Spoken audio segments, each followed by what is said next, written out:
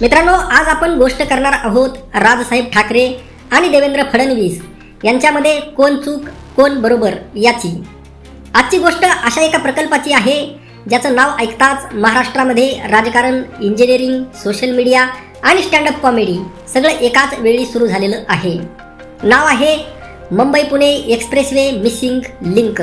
हा प्रकल्प जवळपास 7,000 कोटींच्या खर्चाचा असून मुंबई पुणे द्रुतगती मार्गावरील घाट विभागातील प्रवास अधिक जलद आणि सुरक्षित करण्यासाठी उभारण्यात आलेला आहे. पण उद्घाटनानंतर काही आठवड्यातच मुसळधार पावसामुळे बोगद्याजवळ दरड कोसळली आणि वाहतूक काही काळासाठी बंद करावी लागली. त्यानंतर राजकारणामध्ये मिसिंग लिंकपेक्षा मिसिंग विश्वास या विषयावर जास्त चर्चा सुरू झाली. आता महाराष्ट्रामध्ये, देशामध्ये एक गोष्ट कायम असते, रस्ता तयार झालं की लोक म्हणतात वा, पण रस्त्यावर खड्डा पडला की हा कोणी केला, आणि रस्ता बंद झाला की यावर पत्रकार परिषद कधी, उत्तर कधी भेटणार. सोशल मीडियावर तर कमाल झाली. एका बाजूला पोस्ट देशातील अभियांत्रिकीचा चमत्कार, दुसऱ्या बाजूला पोस्ट 7,000 कोटींचा प्रश्न, आणि गुगलवरती जनता शोधत होती मिसिंग लिंक म्हणजे नेमकं काय. इथून सुरू झाला राजकीय वाद. लोकांनी प्रश्न उपस्थित केले आणि ते देवेंद्र फडणवीस यांना अत्यंत जिव्हारी लागले. लोकांचे प्रश्न अगदी साधे होते, सोपे होते की 7,000 कोटी रुपये तुम्ही खर्च केलेला आहे, मग त्यामधून आउटपुट काय, आणि यामध्ये भ्रष्टाचाराचे सुद्धा आरोप आहेत, किंवा यामध्ये फार मोठी मनई फेटली कुणाला, एकनाथ शिंदे आणि देवेंद्र फडणवीस यांना, अशी सुद्धा सोशल मीडियामध्ये चर्चा आहे, किंवा असे सुद्धा विरोधकांनी आरोप केलेले आहेत. आता मग एकतर 7,000 कोटींचा प्रश्न आहे, एवढा मोठा भ्रष्टाचार आहे, आणि मग यावर प्रश्न विचारणं, आणि हा भ्रष्टाचार त्या मिसिंग लिंकच्या दरड कोसळण्यामधून उघड झाल्यानंतर हे शब्द देवेंद्र फडणवीस यांच्या जिव्हारी लागले आणि त्यांनी नरेंद्र मोदी यांची कॉपी करण्याचा प्रयत्न केला. आणि मग इथून पुढं झाला राजकीय वाद.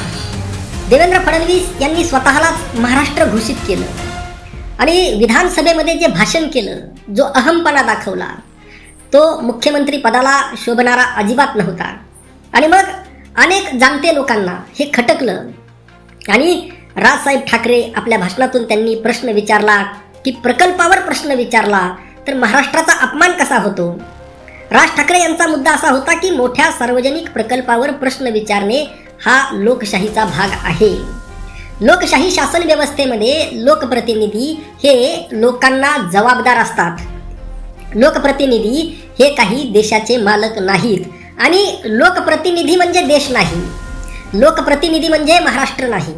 महाराष्ट्र हा येथील सर्वसामान्य कष्टकऱ्यांचा, शेतकऱ्यांचा, शिवाजी महाराजांचा, महात्मा फुलेंचा, शाहू महाराजांचा आणि बाबासाहेब आंबेडकरांचा आहे.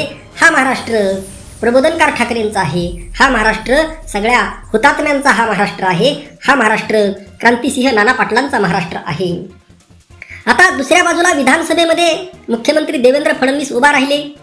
त्यांनी या प्रकल्पाचं जोरदार समर्थन करत सांगितलं की हा महाराष्ट्रासाठी महत्त्वाचा आणि अत्याधुनिक अभियांत्रिकी प्रकल्प आहे. अतिवृष्टीमुळे दरड कोसळली याचा अर्थ संपूर्ण प्रकल्प निकृष्ट आहे असा निष्कर्ष काढू नये. महाराष्ट्र टाइम्समधील बातमी आहे, आणि अशी त्यांची भूमिका होती. आता देवेंद्र फडणवीस यांचं हे म्हणणं बरोबर आहे का?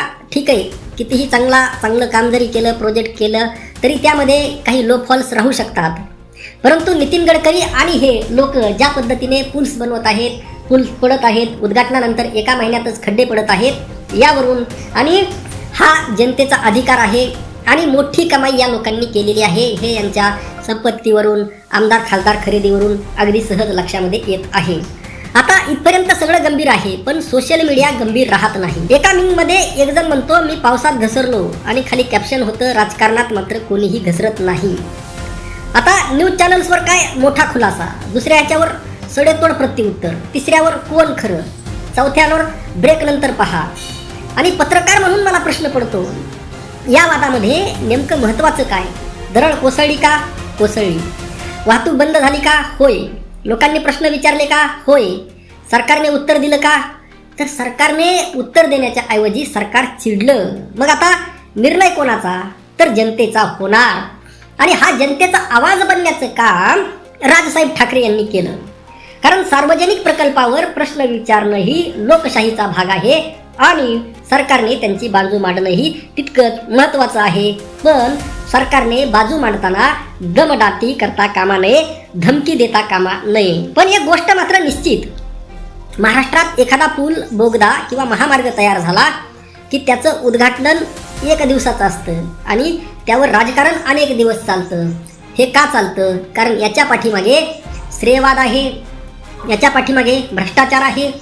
एकीकडे हे राजकारणी पूल आवश्यक आहे, रस्ते आवश्यक आहेत, मिसिंग लिंक आवश्यक आहे, परंतु लोक टीका का करतात? कारण हा प्रकल्पावर जेवढा खर्च व्हायला पाहिजे त्याच्यापेक्षा 50% हे लोक स्वतः खातात सगळे मिळून आणि त्यामुळे हे टीकेचे धनी होतात. आता मित्रांनो, यामध्ये आपण जरा मागे जाऊया.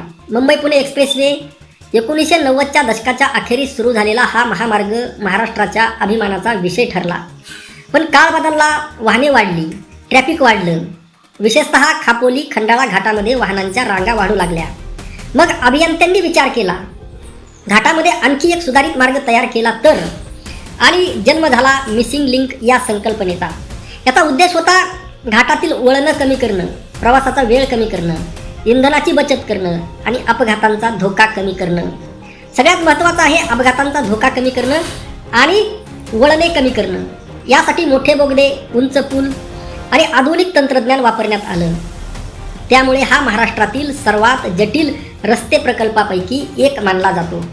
पण अभियांत्रिकी जितकी मोठी तितक्या अपेक्षा मोठ्या, तितकी जबाबदारी मोठी आणि अपेक्षा मोठ्या असल्या की प्रश्नही मोठे विचारले जातात. उद्घाटनानंतर काही काळातच मुसळधार पावसादरम्यान बोगद्याच्या परिसरामध्ये दरड कोसळली. सुरक्षेच्या कारणास्तव काही काळ वाहतूक थांबवण्यात आली. याच क्षणापासून इंजिनिअरिंगचा विषय राजकीय चर्चेचा विषय. राज ठाकरे यांनी सार्वजनिक भाषणामध्ये काही मुद्दे उपस्थित केले. त्यांचा मुख्य प्रश्न होता की इतका मोठा खर्च करूनही अशी घटना कशी घडली. तसंच यावर प्रश्न विचारणं काय चूक आहे. तसंच मोठ्या सार्वजनिक प्रकल्पावर प्रश्न विचारणं म्हणजे महाराष्ट्राचा अपमान नाही, ही राजसाहेब ठाकरे यांची भूमिका होती. आता देवेंद्र फडणवीस यांना मात्र हे पचलं नाही. ते म्हटले, हा प्रकल्प अत्यंत कठीण भौगोलिक परिस्थितीमध्ये उभारण्यात आलेला आहे. अतिवृष्टीमुळे दरड कोसळली, सुरक्षा व्यवस्था कार्यरत होती आणि एकाच घटनेवरून संपूर्ण प्रकल्प निकृष्ट ठरवणं योग्य नाही. इथपर्यंत दोन्ही बाजूंची भूमिका स्पष्ट झाली. पण सोशल मीडिया म्हटला, आता आमची एंट्री दमदार एंट्री.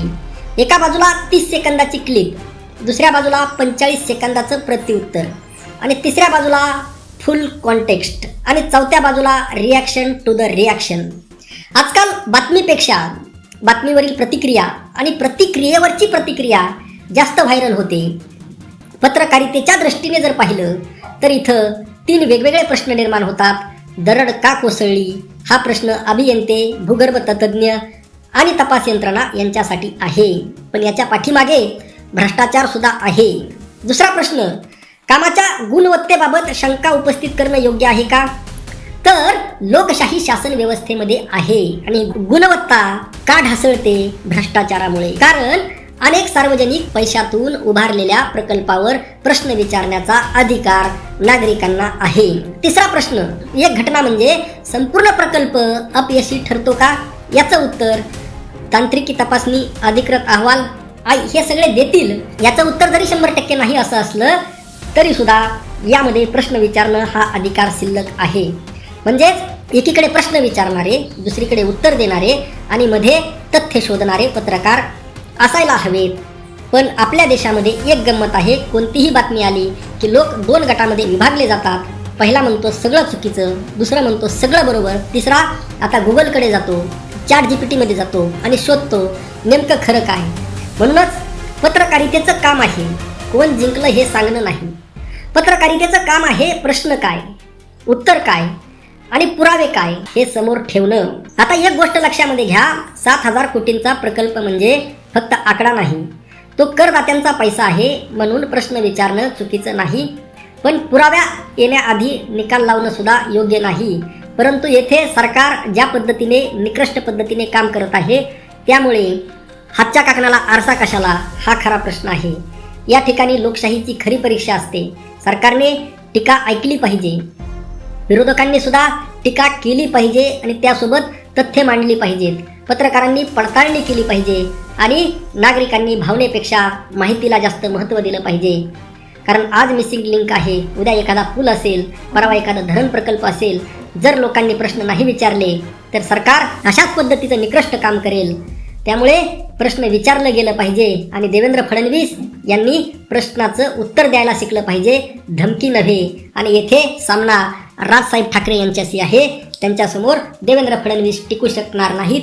कारण महाराष्ट्र आज राजसाहेब ठाकरे यांच्या बाजूने आहे. कारण राजसाहेब ठाकरे यांचा आवाज हा सत्याचा आवाज आहे. तुम्हाला नेमकं काय वाटतं ते कॉमेंट करून नक्की सांगा आणि जय महाराष्ट्र लिहायला विसरू नका. जय महाराष्ट्र, जय महाराष्ट्र.